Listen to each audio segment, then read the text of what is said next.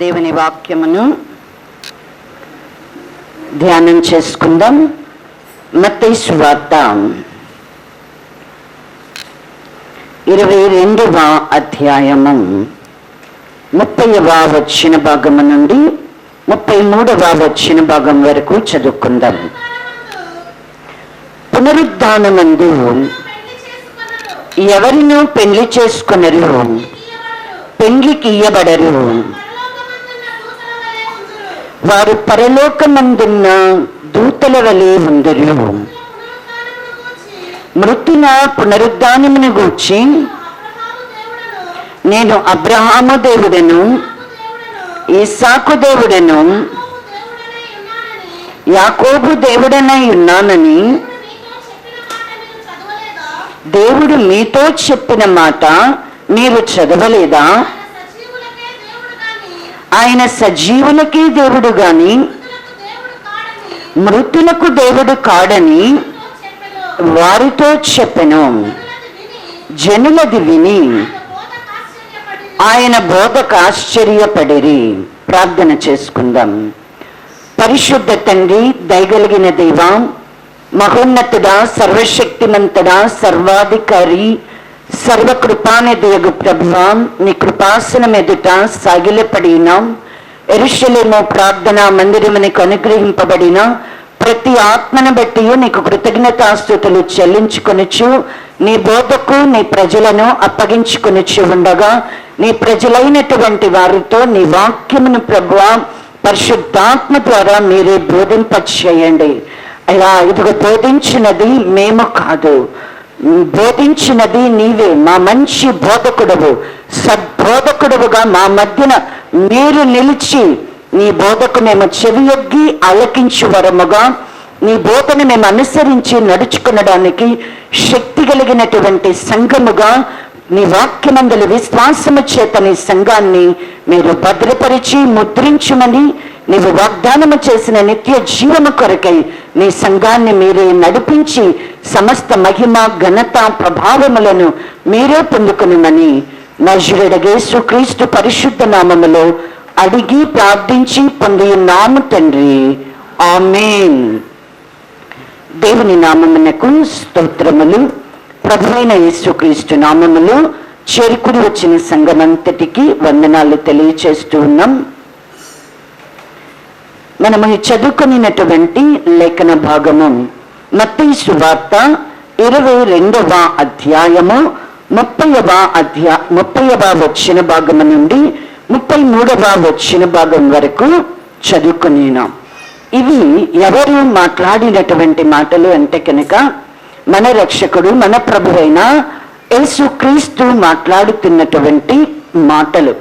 ఎందుకు ఈ మాట ప్రభువు మాట్లాడవలసి వచ్చినది, ఏంటి ఈ సందర్భము అనేటువంటిది గనక మనం చూస్తే 23వ వచన భాగము నుండి మనకి కనబడుతూ ఉన్నది. చదవద్దు కానీ 23వ వచన భాగము నుండి మనకి ఏం కనబడుతూ ఉన్నది అని అంటే కనుక సద్దూకయ్యులు అనేటువంటి వారంతా యేసుక్రీస్తు ప్రభువారి దగ్గరికి వచ్చి ఒక ప్రశ్న వేస్తున్నారు. ఏంటి అని అంటే, ఈ సద్దూకయ్యులు అనేటువంటి వారి యొక్క విశ్వాసం ఏంటి అంటే కనుక పునరుద్ధానము లేదు అనేటువంటిది వారి యొక్క విశ్వాసం. అందుకనే ఇప్పుడు యేసుక్రీస్తు ప్రభువారిని పరీక్షించడానికి లేదా శోధించడానికి ఆయన ఏమి చెప్తాడా చూద్దామో అని వారికి ఏంటి, పునరుద్ధానము ఉన్నది అనే విశ్వాసం అయితే వారికి లేదు. కానీ ప్రభు దగ్గరికి వచ్చి వాళ్ళు అడుగుతున్నటువంటి ప్రశ్న ఏంటి అంటే కనుక, బోధకుడా, ఒకడు పిల్లలు లేకుండా చనిపోయారు అనుకోండి, మోషే గారు ఏం చెప్తున్నారు అంటే ఆ భార్య అతని యొక్క సహోదరుణ్ణి వివాహం చేసుకోవచ్చు అని మోషే గారు చెప్తున్నారు కదా. అయితే ఇప్పుడు మాలో మేము 7 సహోదరులు ఉన్నాం. మొదటి వాడికి భార్య ఉన్నది. అయితే అతడు పిల్లలు లేకుండానే చనిపోయాడు. ఇప్పుడు పిల్లలు లేకుండానే చనిపోతే ఏమైంది అంటే అతని యొక్క సహోదరుడు ఆమెను వివాహం చేసుకోవచ్చు. కాబట్టి ఇప్పుడు రెండవ వాడు వివాహం చేసుకున్నాడు. అతనికి కూడా పిల్లలు లేకుండానే చనిపోయాడు. రెండవ వాడే కాదు, మూడవ వాడు, నాలుగో వాడు, ఐదో వాడు, ఆరో వాడు, ఏడవ వాడు కూడా ఎలా చనిపోయారంట? వీళ్ళు పిల్లలు లేకుండానే చనిపోయారంట.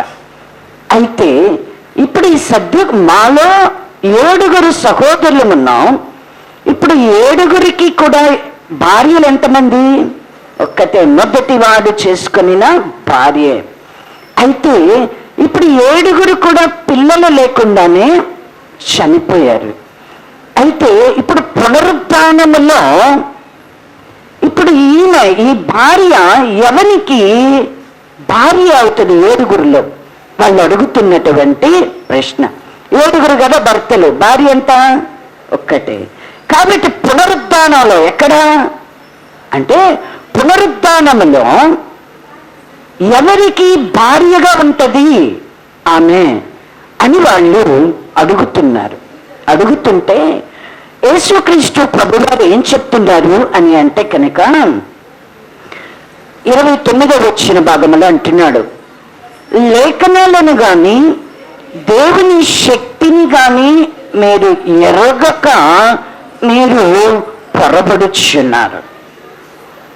అంటే వారు అడిగినటువంటి ప్రశ్న ఎలాంటిది అని అంటే కనుక, ఒక వ్యక్తికి పిల్లలు లేకుండా చనిపోతే ఆ భార్య అతని యొక్క సహోదరుని వివాహం చేసుకోవచ్చు అని. అంటే ఎక్కడి నుంచి వస్తున్నారు సద్దూకయ్యలు అంటే దేవుని వాక్యముల నుండి వారు వస్తూ సహోదరుడు చేసుకోవచ్చు కదా. ఇప్పుడు అలా నాలో 7 ఉన్నారు. అయితే 7 కూడా పిల్లలు లేకుండానే చనిపోయారు. ఇప్పుడు ఈమె ఎవరికి భార్య అవుతుంది? పునరుద్ధానంలో వాళ్ళు ఇక్కడ అడగడం లేదు, పునరుద్ధానంలో ఎవరికి భార్య అవుతుంది అని చెప్పి వారు అడుగుతూ ఉంటే ప్రభువు మాట్లాడుతున్నారు. ఏంటి అని అంటే, లేఖనాలను దేవుని యొక్క శక్తిని ఎరుగక మీరు పొరబడుతున్నారు. మృతుల పునరుద్ధానములో ఎవరు కూడా వివాహము అనేటువంటిది చేసుకోరు, పెళ్లి చేసుకోరు, పెళ్లికి ఇయ్యబడరు. ఇక్కడ నువ్వు ఎవరి భర్తవైనా, నువ్వు ఎవరి భార్యవైనా, ఎవరి భర్త అయినా ఎవరి భార్య అయినా సరే ఇక్కడ భార్యాభర్తలు. కానీ పునరుద్ధానంలో మాత్రం ఏమి ఉండదు, భార్య అని భర్త అని ఉండదు. నా పిల్లలు, నా కొడుకు, నా కూతురు, నా అన్న, నా తమ్ముడు, ఈ ఇక్కడ ఉన్నటువంటి రక్త సంబంధము అనేటువంటిది అక్కడ ఉండదు. అక్కడ ఎలా ఉంటారు అంటే కనుక యేసుక్రీస్తు ప్రభువారు చెప్తూ, వారు పరలోకమందున్న దూతల వలె వారు ఉంటారు అని చెప్తున్నాడు. ఎలా ఉంటారంట? మనం కూడా జ్ఞాపకం చేసుకోవాలా. ఇక్కడే భార్యాభర్తలు, పిల్లలు, తల్లిదండ్రులు, అన్నదమ్ములు, అత్తమామలు, ఇదంతా ఎలా వచ్చింది మనకి? ఒక రక్త సంబంధం. అయితే ఇప్పుడు మన దేహాన్ని మనం విడిచి మనము దేవుని యొద్దకు వెళ్ళిన తర్వాత పునరుద్ధానములో మనము భార్యని, భర్తని, చెల్లని, తమ్ముడని, అన్నని, లేకపోతే కుమారుడని, కుమార్తె అని ఇవేవి కూడా ఉండవు. ఎలా ఉంటాయి? దేవుని యొక్క దూతలు ఎలాగైతే పరలోకంలో ఉంటారో అలాగా మనం ఉంటాము అనేది ప్రభువు పునరుద్ధానాన్ని గురించి మాట్లాడుతూ ఏమంటున్నాడు అంటే గనక, నేను అబ్రహాము దేవుడను, ఇస్సాకు దేవుడను, యాకోబు దేవుడను. దేవుడు మీతో చెప్పినది మీరు చదవలేదా అంటున్నాడు. అంటే ఏంటి? అబ్రహాము దేవుడను, ఇస్సాకు దేవుడను, యాకోబు దేవుడనని మీతో చెప్పిన మాట మీరు చదవలేదా అంటున్నాడు.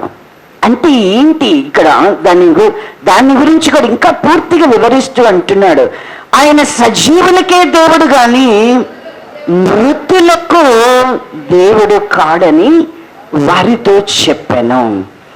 అంటే నేను దేవుడను అని అన్నాడు అంటే ఖచ్చితంగా ఇప్పుడు ఇప్పుడు అబ్రహాము దేవుడనని, ఇస్సాకు దేవుడనని, యాకోబు దేవుడనని ఆయన వారి పేరున దేవుడు పిలువబడుతున్నారు అంటే మన దేవుడు ఏమై ఉన్నాడు?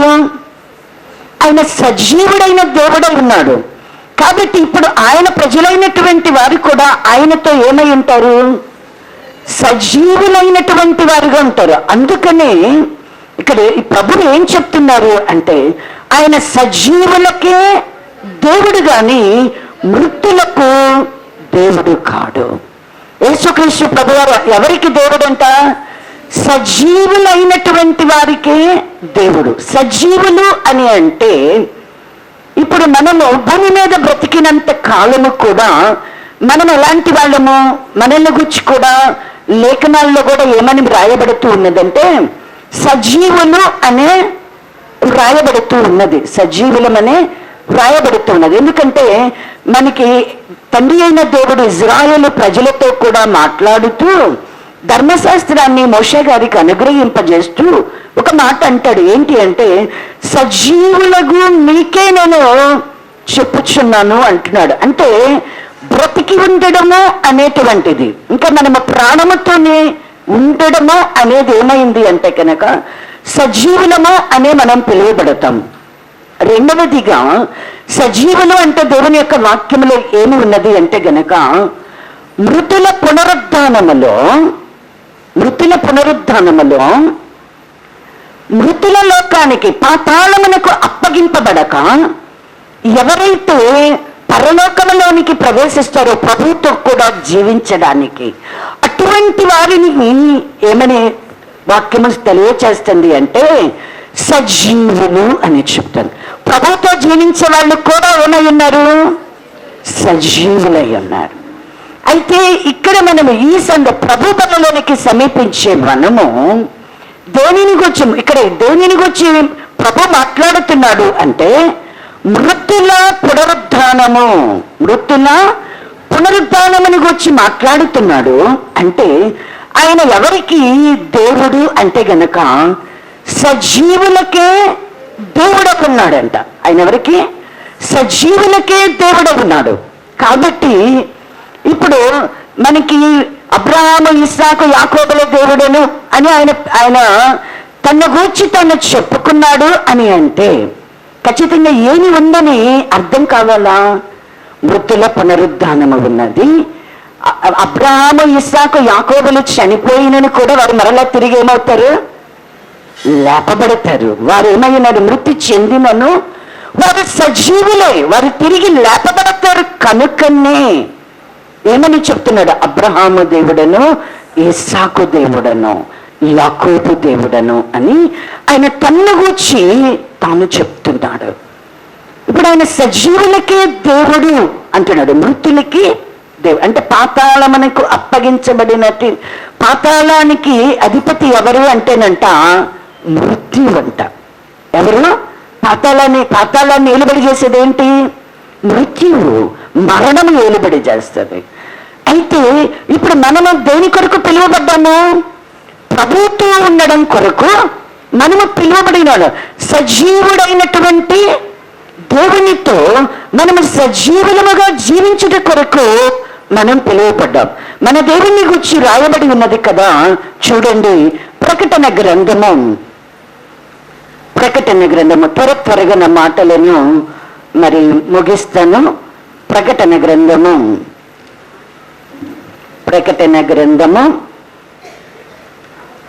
2వ అధ్యాయము, మొదటి అధ్యాయము 18వ వచ్చిన భాగము. నేను మొదటి వాడను, కడపటి వాడను, జీవించువాడను, మృతుడనైతిని గాని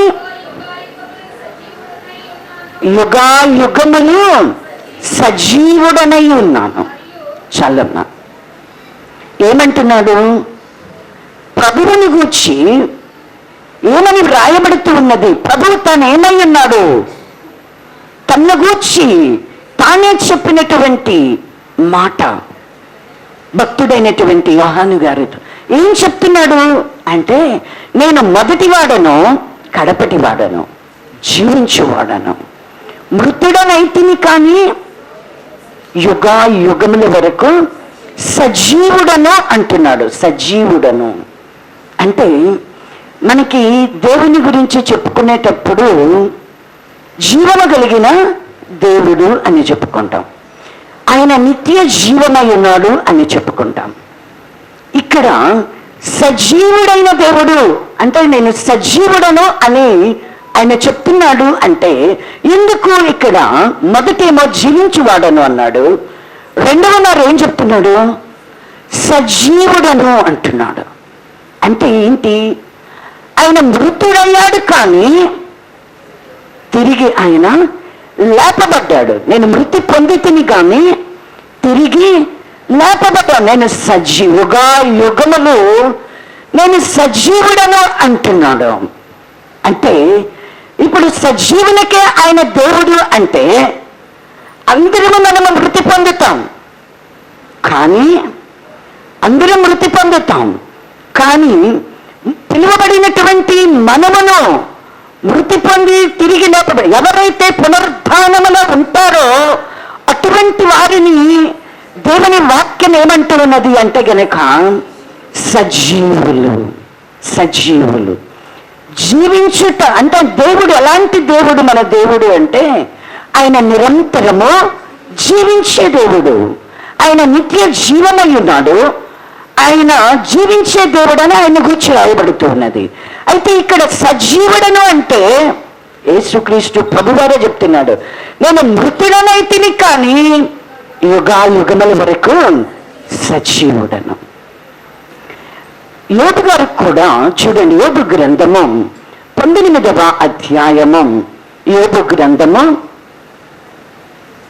19వ అధ్యాయము, యోబు గ్రంథము 19వ అధ్యాయము 25వ వచన భాగమును చదువుకుందాం.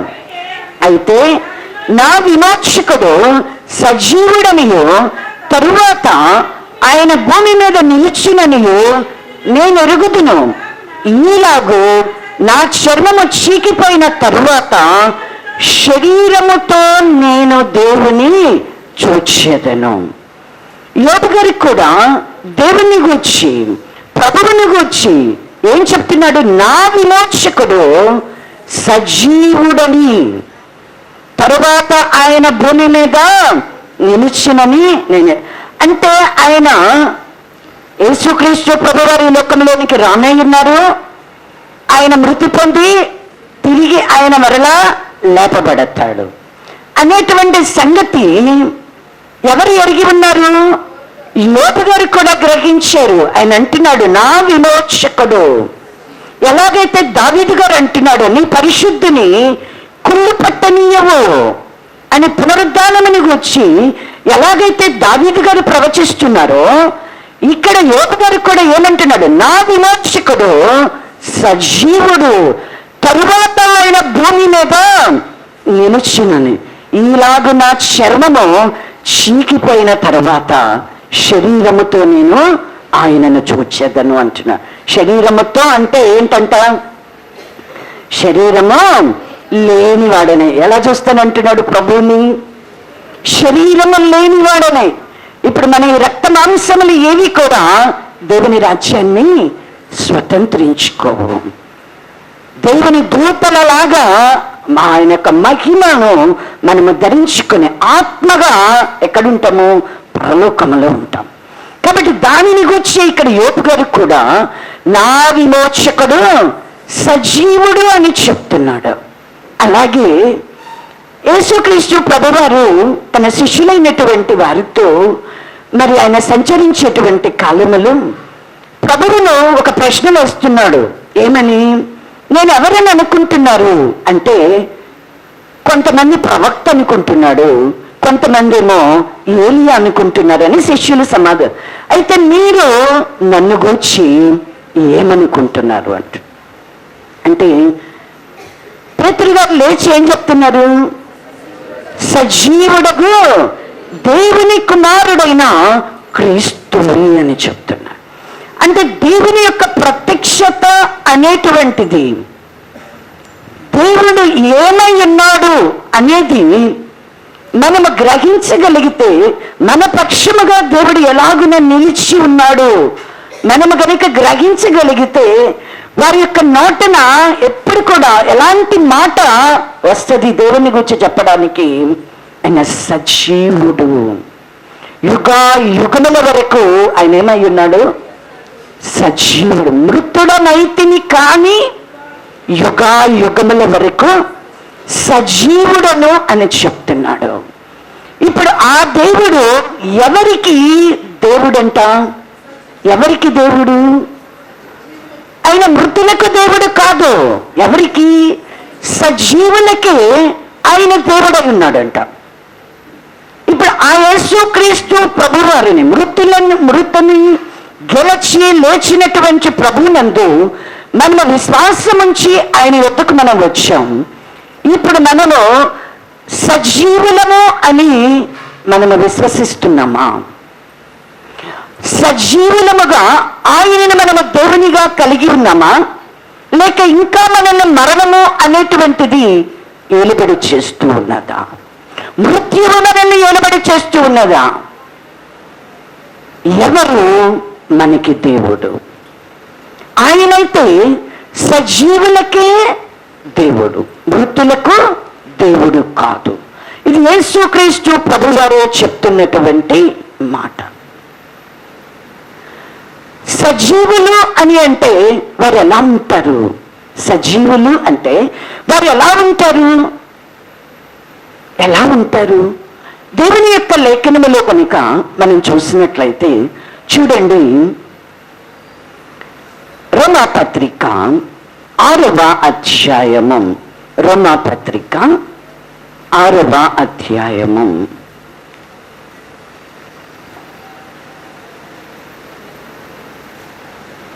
రోమాపత్రిక 6వ అధ్యాయము 11వ వచన భాగమును చదువుకుందాం. అటువని మీరును పాపము విషయమై మృతులుగాను దేవుని విషయమై క్రీస్తు యేసునందు సజీవులుగాను మిమ్మల్ని మీరే ఎంచుకొనుడి.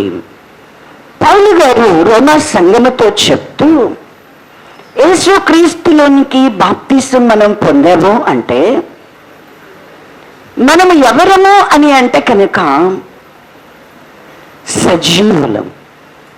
అయితే సజీవులంగా మనల్ని మనం ఎంచుకోవాలి అని అంటే క్రీస్తు యేసు నామములో బాప్తిసం పొందిన మనందరిలో కూడా పాప విషయంలో మనం ఎలా ఉండాలంట?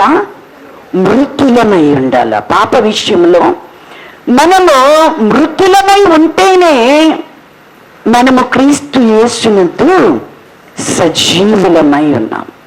ఇప్పుడు యేసుక్రీస్తు ప్రభువారి యొక్క మరణాన్ని, ఆయన శిలువ మరణాన్ని గనుక మనము చూస్తే ఆయన ఎందుకు చనిపోయారు, ఆయన ఎందుకు శిలువ వేయబడ్డాడు, ఆయన ఎందుకు సమాధి చేయబడ్డాడు అంటే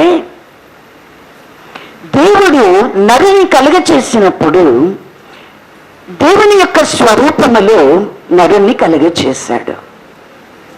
నిరంతరము జీవించినట్లుగా దేవుడు నరుణ్ణి కలుగచేశాడు. మరణము అనేటువంటిదే లేదు. అయితే దేవుడు తాను నరుణ్ణి ఆశీర్వదించి ఏదైనా వనములో ఉంచి ఒక మాట చెప్పాడు. ఏమిటి అంటే, నీవు ఈ ఏదైనా వనములోని వృక్ష ఫలాలన్నిటినీ కూడా నీవు తినవచ్చు, కానీ ఒకే ఒక వృక్ష ఫలాన్ని నువ్వు తినకూడదు. మంచి చెడుల వృక్ష ఫలాన్ని నీవు తినిన దినమున నీవు చచ్చెదవు అన్నాడు. దేవుడు చెప్పాడు. కొంతకాలము బాగానే వారు ఆ పండు జోలికి పోకుండా, దేవుడు వద్దు అని చెప్పిన దాన్ని జోలి పోకుండా వారు బాగానే ఉన్నారు. అయితే ఆ ఏదైనా వనములోనికి సర్పమంట యుక్తి కలిగి వచ్చింది. వచ్చి అమ్మని మోసగించి దేవుడు తినవద్దు అని చెప్పినటువంటి పండుని తినడానికి ప్రేరేపించింది. ప్రేరేపింపగా అవ్వ తిన్నది. తిని అంతటితో ఊరుకుందా? లేదు. తన భర్త అయిన ఆదాముకి కూడా మరి ఆ పండ్లను ఇచ్చింది. అంటే ఇప్పుడు దేవుడు వద్దు అని చెప్పినటువంటి పండును తినడం ద్వారా ఈ లోకంలోనికి ఏమి వచ్చింది అంటే కనుక మరణము అనేటువంటిది సంప్రాప్తమైంది. మరణము. ఇప్పుడు ఈ మరణము అనేటువంటిది నరుని మీద ఏలుబడి చేయుచున్నటువంటి ఈ మరణము నుంచి, దాస్యత్వములో నుంచి మనల్ని విడిపించడానికే ప్రభువైన యేసుక్రీస్తు ఈ లోకములోనికి వచ్చి ఉన్నారు. మన పాపము నుండి, మరణము నుండి మనల్ని విడిపించి మనల్ని రక్షించడానికే యేసుక్రీస్తు ప్రభువారు వచ్చి సర్వలోక పాపము తన మీద తాను పాపముగా చేయబడి పాపమునకు శిక్ష తాను పొంది మనల్ని పాపము నుంచి ఏం చేస్తున్నాడు? విమోచింపచేస్తున్నాడు. మన పక్షముగా తాను మరణము పొంది మరణము నుండి మనలను విమోచింపచేస్తున్నాడు. ఇప్పుడు మనము ప్రభువునందు విశ్వాసం ఉంచాము అని అంటే, ప్రభు దగ్గరికి మనము వచ్చాము అని అంటే మనలో ఏముండకూడదు? పాపము అనేటువంటిది మనలో ఉండకూడదు. మరణము అనేటువంటిది మనలను ఏలుబడి చేయకూడదు. క్రీస్తు యేసులోనికి మనము బాప్తిస్మము పొందాము అని అంటే మన యొక్క బాప్తిస్మములో ఉన్నటువంటి అర్థము ఏమిటి అంటే కనుక పాపము చేయడములో మనం ఏమైపోవాలా?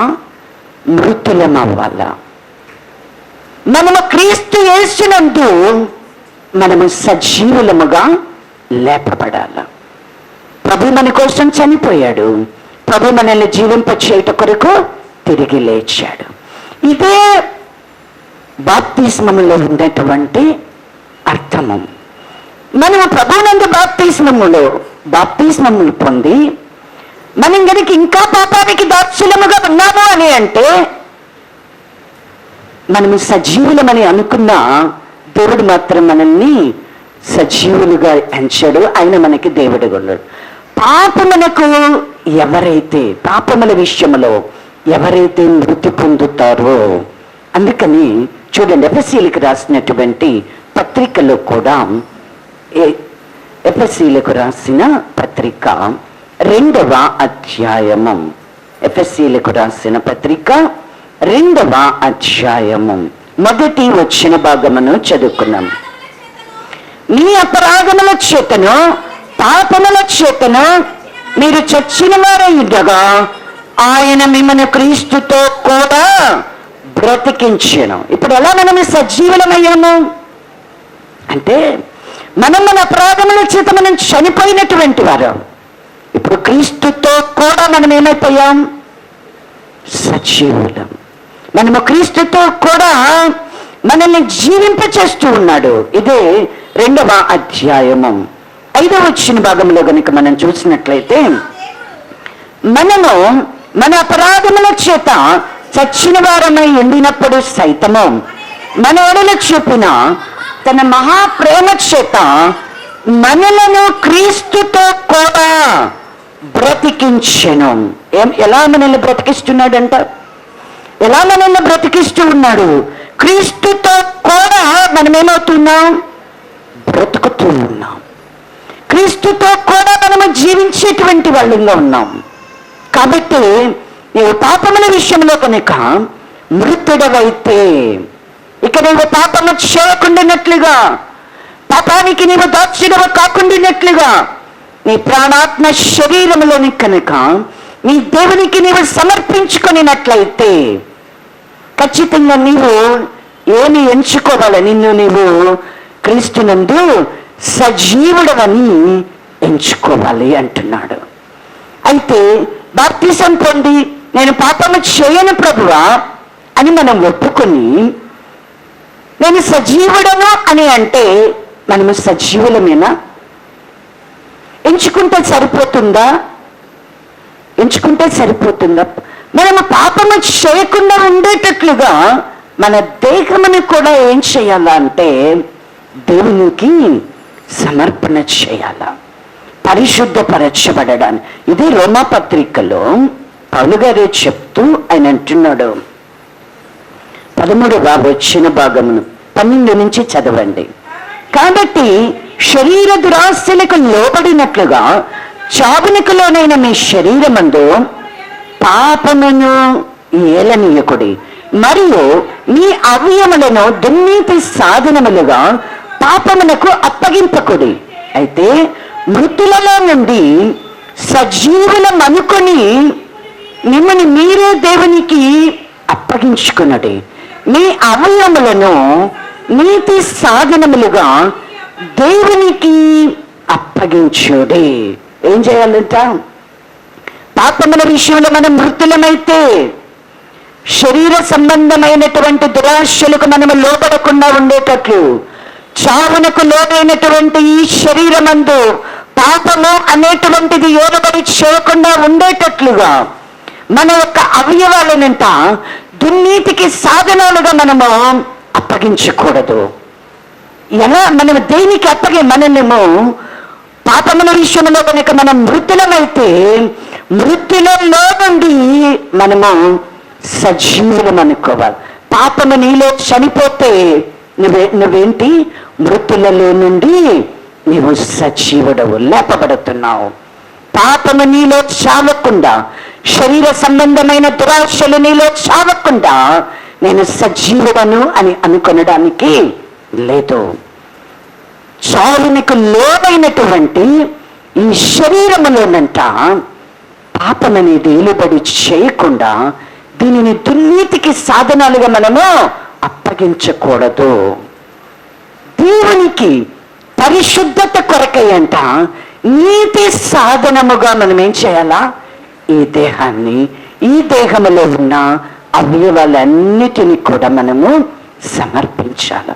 మృతులలో నుండి నీవు లేపబడుతున్నావు అంటే, మృతులలో నుండి నేను లేపబడతాను అని నీకు విశ్వాసం ఉంటే, క్రీస్తు మృతులలో నుండి లేచి ఉన్నాడు, మృతుల పునరుద్ధానము ఉన్నది అని నీకు నాకు విశ్వాసం ఉంటే ఖచ్చితంగా మనలో ఏమి ఉండకూడదు? పాపము అనేది మనలో ఏలుబడి పాపం విషయంలో మనము మృతి చెందినప్పుడే క్రీస్తునందు మనం ఏమై ఉన్నామో సజీవులము. క్రీస్తునందు మనము సజీవులమై ఉన్నాము అనేటువంటిది మనము తెలుసుకోవాలా. రెండవదిగా మనము సజీవులము అని అంటే చూడండి, అపోస్తలుడైనటువంటి పౌలు గారే చెప్తూ కొరింథీయులకు రాసిన రెండవ పత్రిక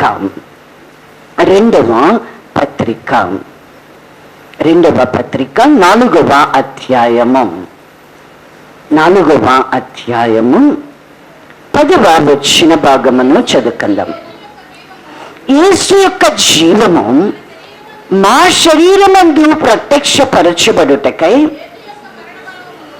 యేసు యొక్క మరణానుభవమును మా శరీరమందు ఎల్లప్పుడూ వహించుకొని పోవచ్చున్నాము.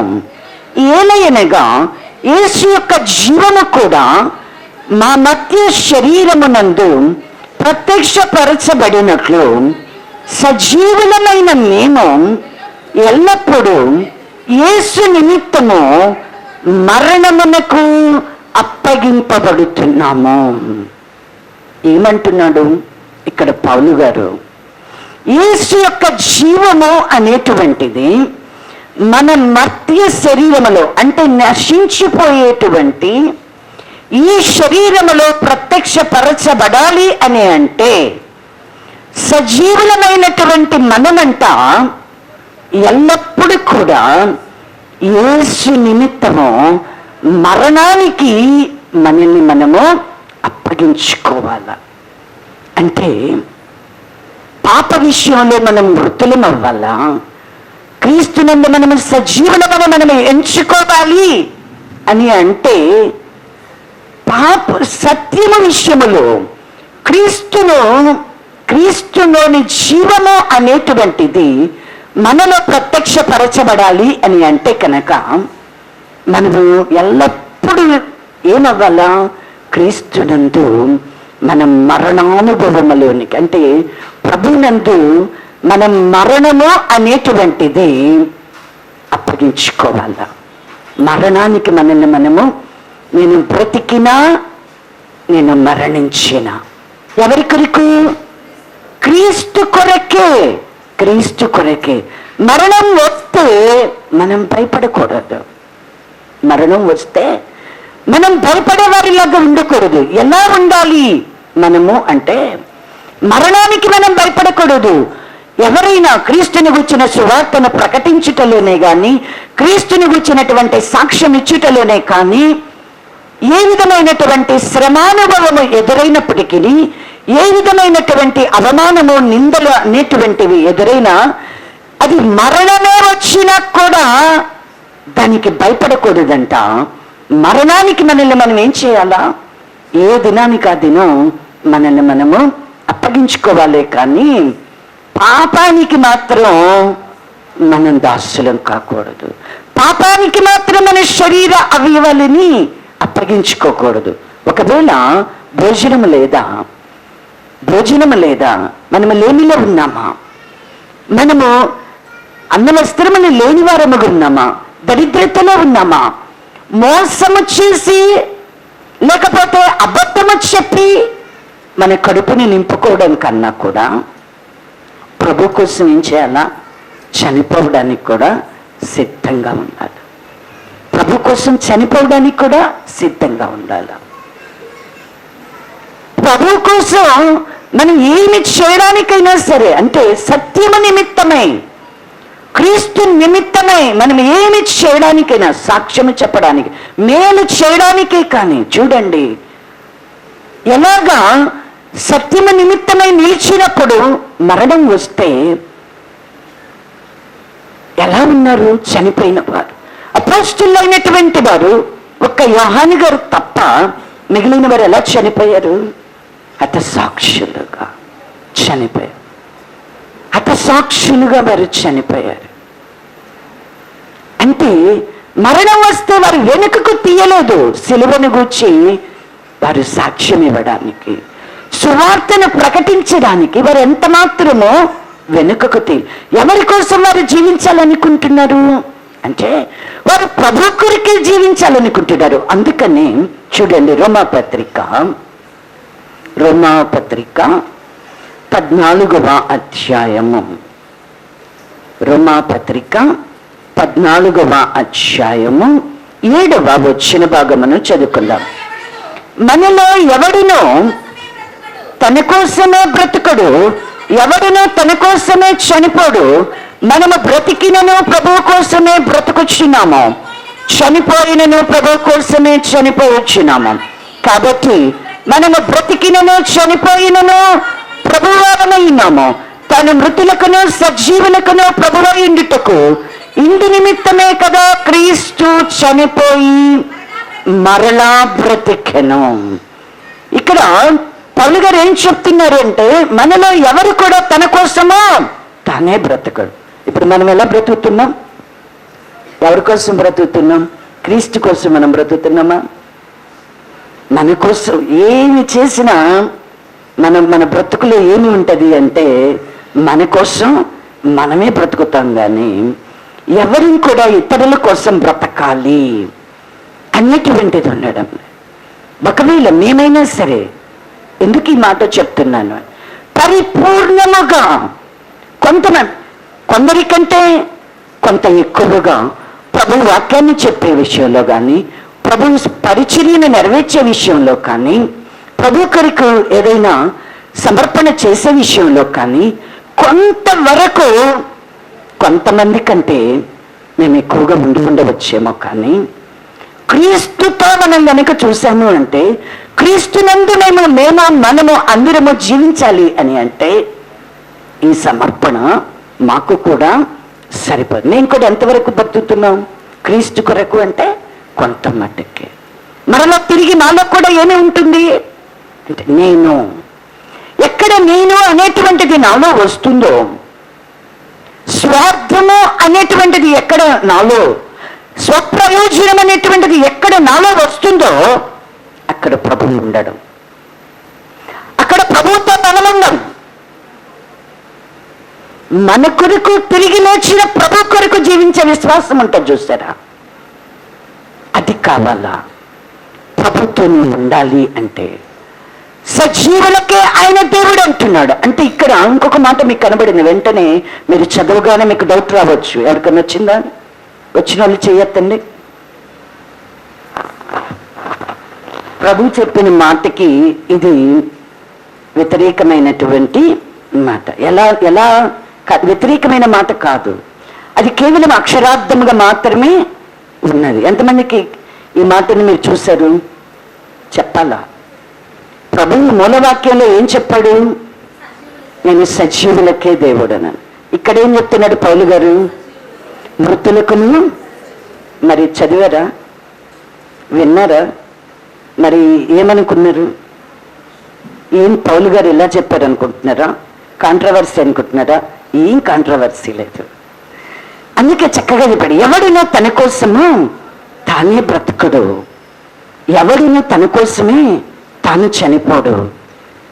ఇప్పుడు ఎవరో మనం మన కోసమే బ్రతికితే మన కోసమే చనిపోయామనుకోండి, ఇప్పుడు ఇక్కడ పౌలు గారు చెప్పిన మాట పెద్ద తప్పులాగుంటుంది, ప్రభు మాటకి వ్యతిరేకంగా చెప్పినట్టుంటది. ఎవరైతే తన కోసం బ్రతకక తన కోసమే చనిపోక, ప్రభు కోసమే మనం బ్రతుకుచున్నాం, చనిపోయినా ఎవరి కోసం చనిపోతాం? ప్రభు కోసమే చనిపోతాం అనేటువంటి విశ్వాసం ఎవరికైతే ఉంటుందో అప్పుడు ఇప్పుడు పౌలు గారు చెప్పిన మాట చాలా బాగా అర్థమవుతుంది. ఏమంటున్నారు? మనము బ్రతికినను చనిపోయినను మనం ఎవరమంట? ప్రభువారమై ఉన్నాము అంటున్నాడు. తనేమై ఉన్నాడంట? మృతులకును సజీవులకును ప్రభువైనటకు. ఇందు నిమిత్తమే కదా క్రీస్తు చనిపోయి మరలా బ్రతికి. అంటే ఒకవేళ చనిపోయినా కానీ మనం ఏమవుతున్నాం? ప్రభు కోసం బ్రతికితే మరలా తిరిగి లేపబడుతూ సజీవులముగా మనం ఉంటున్నాం. ఇదే మనం చెప్పుకునేది. ఆయన మనం మృతి చెందినను కూడా మనం ఏమై ఉన్నామో సజీవులమే. అబ్రహాము, ఇస్సాకు, యాకోబుల దేవుడనని ఆయన మృతుల పునరుద్ధానముని గురించి ఆయన చెప్తున్నాడు అని అంటే, ఆ లేఖనాలను కనుక మనం చదివామంటే మనకి ఏమి అర్థం కావాలా అంటే ఆయన సజీవుల దేవుడు. ఖచ్చితంగా సజీవుల కొరకు ఏమి ఉన్నది అంటేనంట, ఒక దేశము అనేటువంటిది దేవుడు ఉంచాడంట. సజీవుల దేశం అంటున్నాడు. దావీదు గారు ఒక మాట అంటాడు. ఏమంటాడు అంటే కనుక, సజీవుల దేశములో దేవుని దయ పొందుదునన్న నమ్మకము గనక నాకు లేకపోతే నేనేమగుదును అంటున్నాడు. అంటే మన కొరకు దేవుడు, సజీవుల కొరకు దేవుడు ఏం చేస్తున్నాడు? ఒక దేశము అనేటువంటిది నిర్మించాడు, ఒక పట్టణము అనేటువంటిది మన కొరకు నిర్మింపజేశాడు. ఇప్పుడు సజీవుల దేశంలో మనం కూడా ఏం చేయాలా? నివాసం చేసేవారిలాగా ఉండాలి. దానికి ఏం కావాలా అంటేనంట, దేవుని యొక్క దయ కావాలి అనేది. దేవుని దయ పొందుదును అన్న నమ్మకం నాకు లేకపోతే నేనేమవుతాను అంటాడు. అంతేకాకుండా ఇంకొక మాట చెప్తూ దావీదు గారే 52వ కీర్తనలో గనుక మనం చూసినట్లయితే 52వ కీర్తన 52వ కీర్తన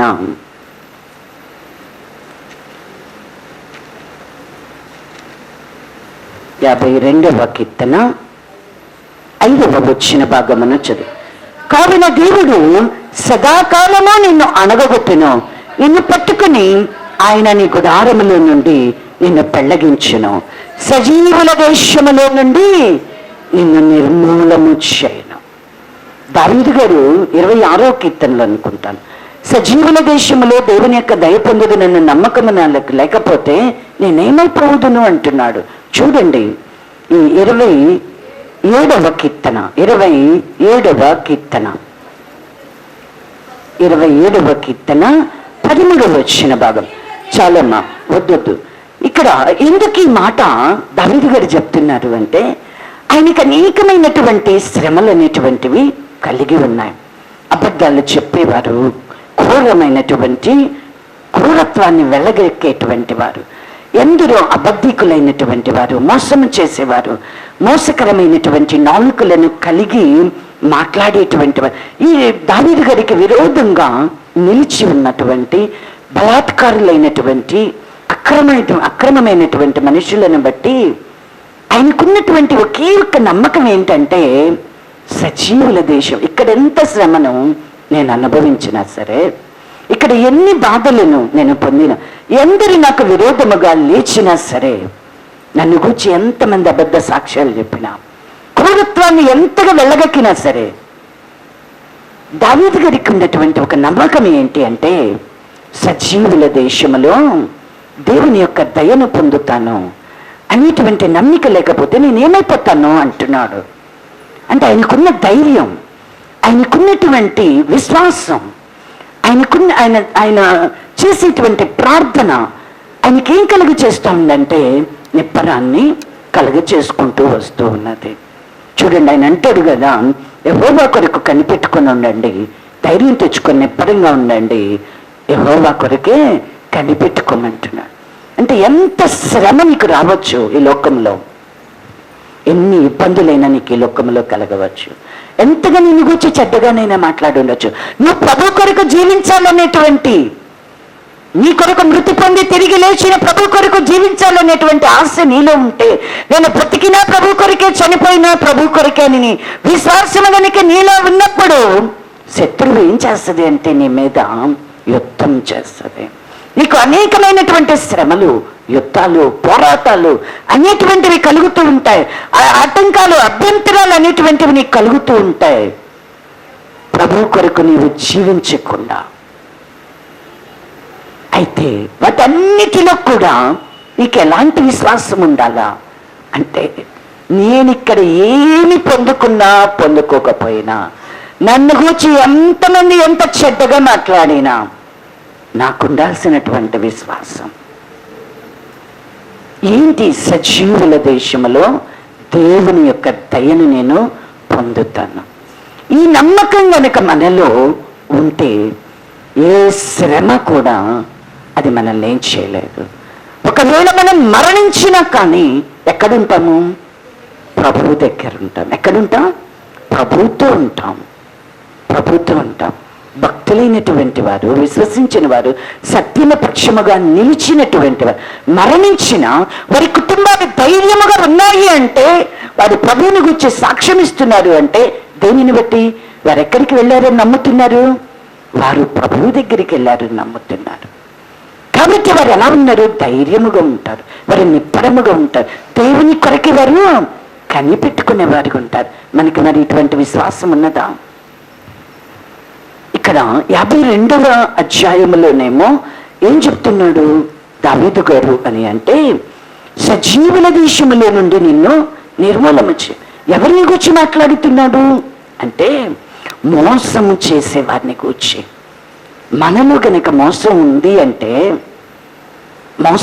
అంటే నాశనకరమైనటువంటి నాలుకను గనక మనం మాట్లాడుతుంటే, మేలు చేయడం కన్నా కీడు చేయడమే మనకి అలవాటైతే, సత్యం మాట్లాడడం కన్నా అబద్ధం మాట్లాడడమే నీకు ఇష్టం అనుకోండి, ఖచ్చితంగా నీవు సజీవుల దేశములో ఉండకుండా నీవంట నిన్ను నిర్మూలన చేస్తాడంట. నిన్ను నిర్మూలన చేస్తాడు. అందుకే ఎప్పుడు దేవుని పిల్లలు, ప్రభువు నమ్మిన వాళ్ళు ఎలా ఉండకూడదు అంటే, మోసం చేసే వాళ్ళలాగా ఉండకూడదు. మంగళ కత్తి వంటి, అంటే నాలుక అనేటువంటి నాశనకరమైన మాటలు అనేటువంటి మన నోరు ఎప్పుడు కూడా ఎదుటి వారిని నాశనాన్ని గురించి మాట్లాడకూడదు, కీడును గురించి మన నోరు మాట్లాడకూడదు, శాప వచనాలు అనేటువంటివి మన నోటన రాకూడదు. వారు పాడైపోవాలని మన హృదయంలో తలంచకూడదు, మన నోటన మాట్లాడకూడదు. ఈ మాటలు మోసకరమైనటువంటి నాలుక కానీ, లేక కీడును వచించేటువంటి నాలుక కానీ, లేక అబద్ధాన్ని మాట్లాడేటువంటి నాలుకలు మనం కలిగి ఉంటే, మనకి సజీవుల దేశంలో దేవుని యొక్క దయ మనకు ఉండదండి. మనం సజీవుల దేశంలో లేకుండా ఏమవుతాము అంటే, సమూలముగా మనము నిర్మూలము చేయబడతామంట. సదాకాలానికి దేవుణ్ణి ఏం చేస్తాడంటే అణగగొట్టేసేస్తాడంట. కపటమైనటువంటి నాలుక అది ఎంత ద్రోహం చేస్తుంది అంటే, నీ నాలుకే నీకెంత ద్రోహం చేస్తుందో. ఎలాంటి ద్రోహం చేస్తుంది? నీ శరీరంలో ఉన్నటువంటి ఒక అవయవమే, చిన్న అవయవం కపటంతో మాట్లాడదు. హృదయంలో ఒకటి పెట్టుకొని నాలుక మరి ఒకటి మాట్లాడుతూ, లోపట కోపాన్ని పెట్టుకొని, లోపట ద్వేషాన్ని పెట్టుకొని, నాలుక ఏం మాట్లాడుతుంది? తేనె వంటి మాటలను మాట్లాడు, నునుపైనటువంటి మాటలను మాట్లాడు. లోపటేముంది? కపటం. లోపటేముంది? ద్వేషం. కీడును కోరుకుంటున్నావు, నాశనాన్ని కోరుకుంటున్నావు. కానీ నీ నోరు మంచిగా మాట్లాడు. ఈ కపటమైనటువంటి నాలుక గనక మనలో ఉంటే మనమంట సదాకాలానికి అణగగొట్టబడతాం. ఇక ఎన్నటికీ దేవుడు మనల్ని అనగొడితే మనం పైకి లేపబడతామా? లేపబడవు. ఎప్పుడు కూడా అబద్ధాలు వాడుక చేసుకోవద్దు, కపటమైన మాటలు మాట్లాడడం వాడుక చేసుకోవద్దు, కీడును మాట్లాడడం వాడుక చేసుకోవద్దు, మేలు చేయడం కంటే కీడు చేయడం అనేటువంటిది వాడుక చేసుకోవద్దు. అబద్ధాలు చెప్పడం అనేది ఇవేవి కూడా మనం వాడుకగా చేసుకోవద్దు. చాలా మందికి ఏంటి అంటే గనక ఒక అలవాటు, వాడుకగా అబద్ధం అంటే మంచినీళ్ళ ప్రాయం, కపటమైన మాటలు మాట్లాడడం మంచినీళ్ళ ప్రాయం. అటువంటివన్నీ కూడా నీవు సజీవుల దేశములో నీవు సదాకాలం ప్రభుతో జీవించాలి అంటే, లేక నీకు ఆయన దేవుడుగా ఉండాలి అని అంటే ఖచ్చితంగా నీవు వీటన్నిటిని కూడా మానివేసేయాల. ప్రభు కొరకు నీవు జీవించాల. సత్యము నిమిత్తమే, దేవుని యొక్క వాక్యము నిమిత్తమై నీవు నిలిచి ఉండాల. దాని కొరకు నీవు చనిపోయినా సరే, అబద్ధం చెప్పడం కంటే ఏంటి చనిపోవడమే మేలు. అబద్ధికులు ఎక్కడుండరు? పరలోక రాజ్యంలోనికి ప్రవేశించలేరు. అబద్ధం చెప్పడం కంటే అబద్ధం చెప్పకుండా మనం చనిపోవడమే మనం మంచిది. మన శరీర అవయవాలతో మనం పాపం చేయడం కంటే ఈ శరీరముతో దేవుని కొరకు మనము ప్రభు కొరకు చనిపోవడమే మంచిది. పరిశుద్ధులముగా, నీతిమంతులముగా, నీతి సాధనాలు మన దేవునికి ఏం చేయాలంటే సమర్పణ చేసుకోవాలా. మనలో పాపం అనేది ఏలుబడి చేయకుండా, పాపానికి మనం దాసులం కాదు, మరణం అనేటువంటిది మనల్ని ఏలుబడి చేయకుండా ఉండేటట్లు మనము మన శరీరాన్ని నీతికి సాధనాలుగా దేవునికి మనము సమర్పణ చేసుకోవాలా. అది మరణం వచ్చినా సరే దానిని మాత్రం, బ్రతికితే రేపటి రోజు నేను ఏదైనా చేయగలను, చనిపోతే నేనేం చేయగలను అనుకుంటాం. చనిపోయినా బ్రతికినా ఎవరి కోసం బ్రతకాలా? ప్రభు కోసమే బ్రతికితే ఆయన ఇప్పుడు నీకేమై ఉంటాడు? నీకు దేవుడుగా ఉంటాడు. నీవు సజీవుడిగా ఉంటావు, ఆయనేమో నీకు దేవుడిగా ఉంటాడు. కాబట్టి ఖచ్చితంగా మనము సజీవుల దేశంలో ఉండకుండా, నిర్మూలము చేయకుండా ఉండాలి అని అంటే ఖచ్చితంగా మనం ఎలా ఉండాలా? మృతుల పునరుత్థానము ఉన్నది అని మనకి విశ్వాసం కావాలా. ఆ విశ్వాసాన్ని బట్టి పాప విషయంలో మనం మృతులం అవ్వాలా. క్రీస్తునందు మనము సజీవులముగా లేపబడాల. సజీవులముగా లేపబడము అంటే నిత్యము మనమెంట మరణాన్ని వహించుకొనుచు క్రీస్తునందు మనమేమవ్వాలా? సజీవులం అనుకొని మనము మరణానికి మనల్ని మనము అప్పగించుకోవాలా. బ్రతికితే ప్రభు కొరకే, చనిపోయినా ప్రభు కొరకేనని మనము నిశ్చయం చేసుకోవాలా. అంతేకాని మోసము చేసి, అబద్ధాలు చెప్పి, లేకపోతే లంచాలు తీసుకొని, లేకపోతే అక్రమము చేసి, పాపము చేసి నీవు ఎక్కువ కాలం బ్రతికి నీవు సజీవుల దేశముల నుండి కొట్టివేయబడడం కంటే నీవు కొద్ది కాలం సత్యము నిమిత్తమై, నీవు దేవుని వాక్యము నిమిత్తమై, పరిశుద్ధత నిమిత్తమై నీవు కొద్ది కాలము జీవించినా నీవెక్కడుంటావు అంటే సజీవుడవై యుగాయుగాలు ప్రభు కొరకు నీవు ప్రభుతో నీవు జీవించగలుగుతావు. మనకి విశ్వాసము అనేటువంటిది కావాలా. ఖచ్చితంగా మనకి యెషయా గ్రంథము 26వ అధ్యాయములో గనక మనం చూసామనుకోండి, చూడండి, మనకు ఒక విశ్వాసం ప్రవచన వాక్యాన్ని గూర్చి ఇక్కడ మాట్లాడుతూ చెప్తూ ఉన్నాడు ప్రవక్త అయినటువంటి యెషయా గారు. యెషయా గ్రంథము 26వ అధ్యాయము 19వ వచ్చిన భాగమును చదువుకున్నాం. మృతులైన నీ వారు బ్రతుకుదురు, నా వారి శవములు సజీవములగను. మంటిలో పడి ఉన్న వారలారా మేల్కొని ఉత్సహించుడి, నీ మంచు ప్రకాశమానమైన మంచు, భూమి తనలోని ప్రేతలను సజీవులనుగా చేయును. ప్రవచన వాక్యం ఏంటి? ప్రభు మనకేమని తెలియజేసు, మనం కలిగి ఉండాల్సినటువంటి విశ్వాసం ఏంటి అని అంటే, మృతులైనటువంటి నీ వారు ఏమవుతారంట? బ్రతుకుతారంట. నా వారి శవములు సజీవములు అవుతాయి. ఒక విశ్వాసము అనేటువంటిది ఖచ్చితంగా మనము తెలుసుకోవాలా. అది మన ఇజ్రాయేలే కానీ ఇప్పుడు మనమే కానీ ఏమి తెలుసుకోవాలా, ఏమి మనము విశ్వసించాలి అని అంటే, మన వారి శవములు ఏమవుతాయంట? క్రీస్తునందు నిద్రించిన వారి యొక్క శవాలు ఏమైపోతాయి? సజీవముగా లేపబడతాయంట. అంటున్నాడు, మంటిలో పడి ఉన్న వారులారా మేల్కొని ఉత్సహించాడు. ఈ మాట ఎంత బాగుంటుంది అని అంటే, మనం ఈరోజు ప్రభువునందు విశ్వాసం ఉంచి చనిపోవచ్చు. ఇందాకనే మనం విన్నాం సాక్ష్యములో, వారు చనిపోయినటువంటి వారు ఎక్కడ వారు శరీరము మంటిలో పాతి పెట్టబడింది. కానీ చనిపోయినటువంటి వారిని గూర్చి దేవుని వాక్యం ఏం చెప్తుంది అంటే, మంటిలో పడి ఉన్న వారులారా ఏం చేయమంటుంది? మేల్కొని ఉత్సహించండి. నీ మంచు ప్రకాశమానమైన మంచు, భూమి అంట తనలోని ప్రేతలను సజీవులను గాచి. ఎంత గొప్ప మాట చూడు. మన పక్షముగా ప్రభు మాట్లాడుతూ, నేను రేపు చనిపోయిన తర్వాత నేనేమవుతానో నాకేం తెలుసు అనుకోవద్దు. ప్రభు ఏం చెప్తున్నాడో, ప్రభు ఎందుకు వచ్చాడు ఈ లోకములోనికి, ప్రభు బలలోనికి సమీపించే మనల్ని మనం పరీక్షించుకుందాం. మనం సజీవులముగా మనల్ని మనము ఎంచుకొనిచున్నామా? సజీవుల దేవుడుగా ఆయనుండగా మనము సజీవులముగా జీవించుచున్నామా?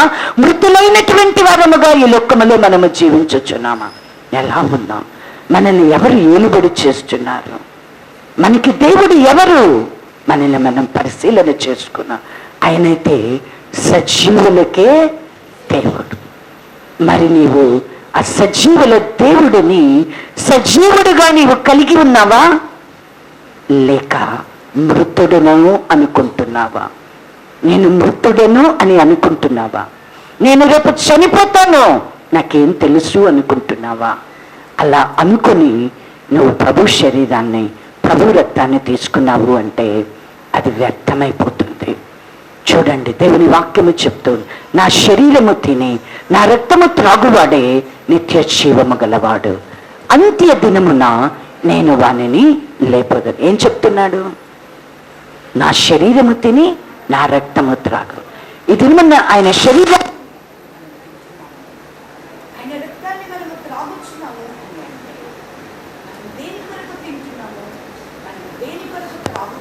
అని అంటే నిత్య జీవాన్ని అని విశ్వాసంతో మంటిలో పడి ఉన్నటువంటి మనము ప్రభు శ్రద్ధకు గనుక మేల్కొని సజీవులుగా